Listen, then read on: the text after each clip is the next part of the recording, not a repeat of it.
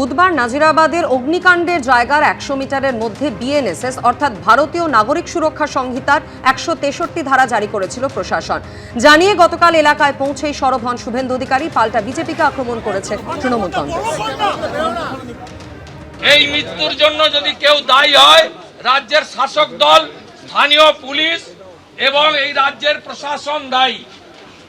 আমরা ভারতীয় জনতা পার্টি আমরা আজকে এসেছি বলে ধারা 163 লাগিয়েছে। হাকিম, মন্ত্রী, মেয়র, তার জন্য 163 হয় না। অরূপ বিশ্বাসের জন্য 163 হয় না। সুজিত বোস 32 ঘন্টা পরে এসেছেন, তার জন্য 163 হয় না। আর নির্বাচিত বিজেপি বিধায়ক 20 জন মাত্র আর বিরোধী দলনেতার জন্য 163 ধারা লাগিয়ে সাইনবোর্ড লাগিয়ে দিয়েছে। শুভেন্দু অধিকারীর এই আচরণই বলে দিচ্ছে তাহলে কি কোনোভাবে কোনো পার্টিকুলার ব্যক্তিকে বাঁচানোর জন্য শুভেন্দু অধিকারী অ্যান্ড কোম্পানি উদ্গ্রীব? কারণ কান টানলে কি মাথা চলে আসবে, সেই ভয় কি শুভেন্দু অধিকারীরও কাজ করছে? কলকাতা হাইকোর্টের অনুমতিতে আজ নাজিরাবাদ কাণ্ডে বিজেপির মিছিল। নরেন্দ্রপুর থানা পর্যন্ত বিজেপি মিছিল করবেন। গতকাল কলকাতা হাইকোর্টের বিচারপতি শুভ্রা ঘোষ তিনি অনুমতি দিয়েছেন। মিছিল শুরু হবে গড়িয়ার শীতলা মন্দির বা শহীদ ক্ষুদিরাম মেট্রো স্টেশনের কাছ থেকে। বিজেপি নরেন্দ্রপুর থানা পর্যন্ত যেতে পারবে। নরেন্দ্রপুর থানা থেকে 200 মিটার আগে মিছিল শেষ করতে হবে তাদের। সময় সকাল 11টা থেকে দুপুর 3:30। সর্বাধিক 2000 কর্মী সমর্থক নিয়ে মিছিল করা যাবে। 5 জনের প্রতিনিধি দল এরপর থানায় গিয়ে ডেপুটেশন জমা দিতে পারবে। বিজেপির আজ যে কর্মসূচি রয়েছে সেই কর্মসূচি সম্পর্কে গতকাল নাজিরাবাদে পৌঁছেই জানিয়ে দিয়েছিলেন বিরোধী দলনেতা শুভেন্দু অধিকারী। জানিয়ে পাল্টা কটাক্ষ করেছে তৃণমূল কংগ্রেসও। দেখুন, এই দাবিতে কাল জনজোয়ার হবে। আমাদের 11টা থেকে 3টে অনুমতি দেওয়া হয়েছে। শুধু ডেকোরেটরের মালিককে গ্রেফতার করলে হবে না, বিহাইন্ড দ্য স্ক্রিন এবং আসল মধু যারা খেয়েছে সেই মধুখোরদের জেলে পুরতে হবে।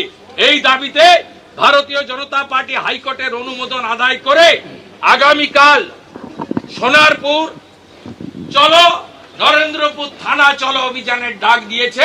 তো হাইকোর্ট থেকে অনুমতি দিয়েছে। আমরা চাই পূর্ণাঙ্গ তদন্ত হোক। তদন্তে যে দোষী থাকবে, তাতে ডেকোরেটর দোষী হলে ডেকোরেটর শাস্তি পাবে, তাতে যদি দেখা যায় মোমো ফ্যাক্টরি দোষী তাহলে মোমো ফ্যাক্টরি শাস্তি পাবে। আমাদের তো লুকোনোর কিছু। বিধায়ক থেকে কাউন্সিলর সকলেই দায়ী, এমনটাই কিন্তু বলছেন বিজেপি নেতা দিলীপ ঘোষ। তিনি বলছেন কারা ওই জমিতে অনুমতি দিয়েছে গোডাউন তৈরি করার, সকলকে খুঁজে বের করতে হবে। দেখুন একবার। পুরোটাই তো আগের থেকে ঠিক করা আছে। যে বানিয়েছে ওখানে এত বড় গোডাউন বেআইনি ভাবে, তো সে তো এমনি এমনি সুযোগ পায়নি। অনেক লোককে খাইয়ে সন্তুষ্ট করতে হয়েছে। তার মধ্যে পুলিশও আছে, তার টিএমসির নেতা এমএলএ এরাও আছে। তো সেরকম তার গায়ে হাত দিলে তো মুশকিল হয়ে যাবে। রাজহাঁস, সোনার ডিম পাড়া রাজহাঁসকে মারা যাবে না তো, সেজন্য যে হাঁস চড়াতো তাকেই মেরে দাও। আজকে পরিস্থিতির কারণে টিএমসি বাঁচার জন্য এই ধরনের আলতু ফালতু লোকেদেরকে অ্যারেস্ট করে জিনিসটাকে অন্য যে ঘুরিয়ে দেওয়ার চেষ্টা করছে। আসল সমস্যায় যাচ্ছে না। যারা ওই জমিতে অনুমতি দিয়েছে, এতদিন ধরে বিজনেস চলেছে, যারা লাভবান হয়েছে, ওখানকার এমএলএ থেকে কাউন্সিলর থেকে আরম্ভ করে সবাই দায়ী আছে। সবাইকে তার মধ্যে নিয়ে আসা উচিত।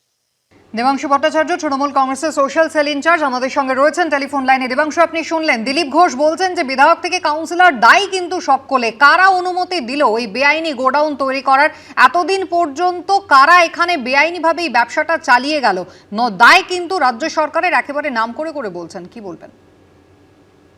দেখুন, অন্যায়ভাবে কোনো জমির ওপর হলে সেটা তো প্রশাসনের মতো করে অ্যাকশন নেবে, কিন্তু ব্যাপারটা হচ্ছে একটা আগুন লাগবে কিনা সেটা কি কোন জমির ওপর তৈরি হচ্ছে তার উপর নির্ভর করে।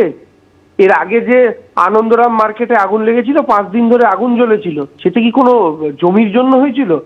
বিষয়টা হচ্ছে ইল্লিগাল ল্যান্ডের ওপর যদি হয়ে থাকে প্রশাসনের মতো করে সেটা দেখবে, অ্যাকশন নেবে। যারা যারা তার পেছনে দায়ী সেটা তদন্ত সাপেক্ষ বিষয়। কিন্তু দিলীপবাবু যে সকাল সকাল এই কথাগুলো বলতে নেমেছেন, আমি দিলীপবাবুকে জিজ্ঞেস করছি, আজ অব্দি ভারতবর্ষের মাটিতে যতগুলো এরকম বৃহত্তর ঘটনা ঘটেছে, কটার ক্ষেত্রে রুট কজ অব্দি পৌঁছানো গেছে? কটার ক্ষেত্রে আসল যারা মাথা তারা গ্রেপ্তার হয়েছে? আমি এইটাই বারবার বলতে চাইছি। আজকে কুম্ভের মেলায় যারা পদপিষ্ট হয়েছিলেন সেগুলোর জন্য আসল মাথা কারা? কারা ভিআইপি কালচার লাগু করে পয়সাওয়ালা, বড় লোক, সাংসদ, বিধায়কদের জন্য আলাদা করে চানের ব্যবস্থা করেছিল, আর গরিবদের জন্য আলাদা করে চানের ব্যবস্থা করতে গিয়ে পুরোপুরি লাগিয়ে লোক মেরেছিল, তারা অ্যারেস্ট হবে না? একের পর এক জায়গায় যেই ঘটনাগুলো ঘটেছে, ফলে দিলীপ বাবুকে বলছি প্রশাসনের ওপর আপনি আস্থা রাখুন, আপনার নেতা শুভেন্দু অধিকারীকে বলুন আস্থা রাখতে, প্রশাসন প্রশাসনের মতো করে করবে। সঠিক অপরাধী যারা আছে অলরেডি গ্রেফতার হয়েছে এবং এর মধ্যে আরো কেউ যদি থাকে তারাও গ্রেফতার হবে। দেবাংশু, ধন্যবাদ। এবিপি আনন্দ, এগিয়ে থাকে, এগিয়ে রাখে।